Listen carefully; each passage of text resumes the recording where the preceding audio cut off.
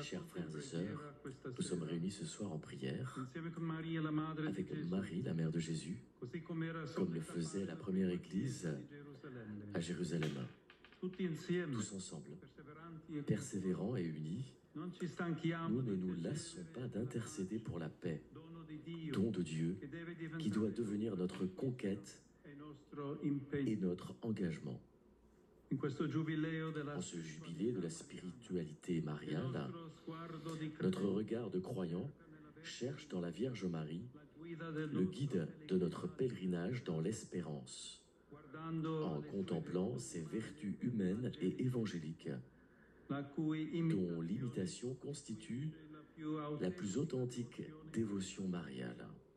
Comme elle, la première des croyants, nous voulons être le sein accueillant du Très-Haut, humble tente du Verbe, mue uniquement par le vent de l'Esprit. Comme elle, la première des disciples, nous demandons le don d'un cœur qui écoute et prend part à un monde accueillant. À travers elle, femme affligée, forte, fidèle, nous demandons de nous accorder le don de la compassion envers tout frère et toute sœur qui souffrent et envers toutes les créatures. Regardons la mère de Jésus et ce petit groupe de femmes courageuses près de la croix. Pour apprendre, nous aussi, à nous arrêter comme elle, près des croix innombrables du monde, où le Christ est encore crucifié dans ses frères, afin d'y apporter réconfort, communion et aide. En elle, sœur en humanité, nous nous reconnaissons et avec les mots d'un poète, nous lui disons « Mère, tu es toute femme qui aime. Mère, tu es toute mère qui pleure. Un enfant tué, un enfant trahi. Ces enfants que l'on n'a jamais fini de tuer. Sous ta protection, nous cherchons refuge, Vierge de Pâques, avec tous ceux qui continuent de s'accomplir la passion de ton Fils. En ce jubilé de la spiritualité mariale, notre espérance est éclairée par la lumière douce et persévérante des paroles de Marie que nous rapporte l'Évangile. Et entre toutes, les dernières prononcées lors des noces de Cana sont précieuses. Lorsqu'elle dit aux serviteurs et en leur montrant Jésus, « Faites tout ce qu'il vous dira. » Elle ne parlera plus ensuite. Ces paroles, qui ressemblent presque à un testament, doivent donc être très chères aux enfants, comme tout testament d'une mère. Tout ce qu'il vous dira, faites-le. Elle est certaine que le Fils parlera, que sa parole n'est pas finie, qu'elle continue à créer, à engendrer, à agir, à remplir le monde de printemps et les amphores de la fête du vin. Marie, comme un signe indicateur, oriente au-delà d'elle-même, montre que le point d'arrivée est le Seigneur Jésus et sa parole, le centre vers lequel tout converge. C'est l'axe autour duquel tourne le temps et l'éternité.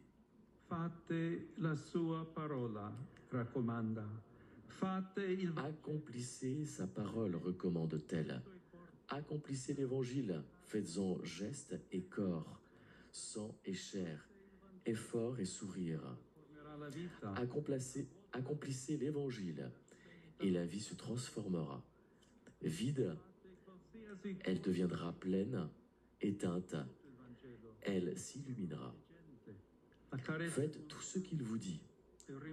Tout l'Évangile, la parole exigeante, la caresse consolante, le reproche et l'étreinte. Ce que vous comprenez et aussi ce que vous ne comprenez pas, Marie vous exhorte à être comme les prophètes, à ne laisser passer aucune de ces paroles. Et parmi les paroles de Jésus que nous ne voulons pas oublier, Il en est une qui résonne particulièrement aujourd'hui en cette veillée de prière pour la paix, celle adressée à Pierre dans le jardin des Oliviers. Range ton épée. Il désarme la main et avant cela le cœur. Comme j'ai déjà eu l'occasion de le rappeler à d'autres occasions, la paix est désarmée et désarmante. Elle n'est pas dissuasion, mais fraternité. Elle n'est pas ultimatum, mais dialogue. Elle n'adviendra pas comme le fruit des victoires sur l'ennemi, mais comme le résultat d'une semence de justice et d'un pardon courageux. Range ton épée est une parole adressée aux puissants de ce monde, à ceux qui dirigent le destin des peuples. Ayez l'audace du désarmement. Et elle s'adresse en même temps à chacun de nous, pour nous rendre toujours plus conscients que nous ne pouvons tuer au nom d'aucune idée, d'aucune foi, d'aucune politique. C'est d'abord le cœur qu'il faut désarmer, car s'il n'y a pas de paix en nous, nous ne donnerons pas la paix. Écoutons encore le Seigneur Jésus. Les grands de ce monde se construisent des empires avec le pouvoir et l'argent. Pour vous, rien de tel. Dieu n'agit pas ainsi. Le maître n'est pas de trône. Le maître n'a pas de trône, mais il ceint un linge et s'agenouille aux pieds de chacun. Son empire est ce peu d'espace qui suffit pour laver les pieds de ses amis et prendre soin d'eux. C'est aussi une invitation à adopter un point de vue différent pour regarder le monde à partir du bas, avec les yeux de ceux qui souffrent et non avec le regard des grands, pour regarder l'histoire avec les yeux des petits et non avec la perspective des puissants, pour interpréter les événements de l'histoire du point de vue de la veuve, de l'orphelin, de l'étranger, de l'enfant blessé, de l'exilé, du fugitif. Quand le regard de celui qui fait naufrage, du pauvre Lazare, jeté à la porte du glouton riche, sinon rien ne changera jamais. Et un temps nouveau, un royaume de justice et de paix ne verra jamais le jour. C'est ce que fait aussi la Vierge Marie dans le cantique du Magnificat lorsqu'elle pose son regard sur les points de fracture de l'humanité, là où se produit la distorsion du monde, dans le contraste entre les humbles et les puissants, entre les pauvres et les riches, entre les repus et les affamés. Elle choisit les petits, elle se range du côté des derniers de l'histoire, pour nous apprendre à imaginer, à rêver avec elle de nouveaux cieux et rêver d'une nouvelle terre. Faites ce qu'il vous dira. Et nous nous engageons à faire nôtre, dans notre chair et dans notre passion, dans notre histoire et dans notre action, la grande parole du Seigneur. Heureux les artisans de paix. Heureux êtes-vous. Dieu donne la joie à ceux qui mettent de l'amour dans le monde, la joie à ceux qui, plutôt que de vaincre leur ennemi, préfèrent la paix avec lui. Courage, allez de l'avant. Vous qui construisez les conditions d'un avenir de paix, dans la justice et le pardon. Soyez doux et déterminés. Ne baissez pas les bras. La paix est un chemin et Dieu marche avec vous. Le Seigneur crée et répand la paix à travers ses amis qui l'ont dans leur cœur, qui deviennent à leur tour des pacificateurs, des instruments de sa paix. Nous nous sommes réunis ce soir en prière autour de Marie, mère de Jésus et notre mère, comme les premiers disciples au Cénacle. À elle, femme en paix profonde, reine de la paix, nous nous adressons.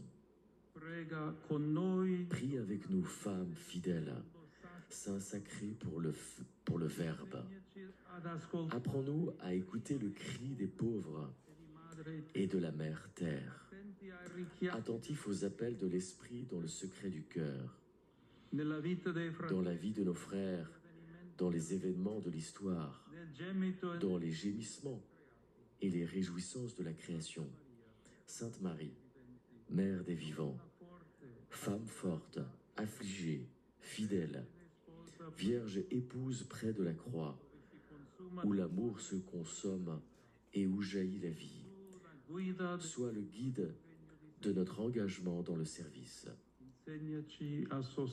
Apprends-nous à nous arrêter avec toi près des croix innombrables où ton Fils est encore crucifié, où la vie est le plus menacée, à vivre et à témoigner de l'amour chrétien en accueillant en chaque homme un frère, à renoncer à l'égoïsme aveugle, pour suivre le Christ, véritable lumière de l'homme.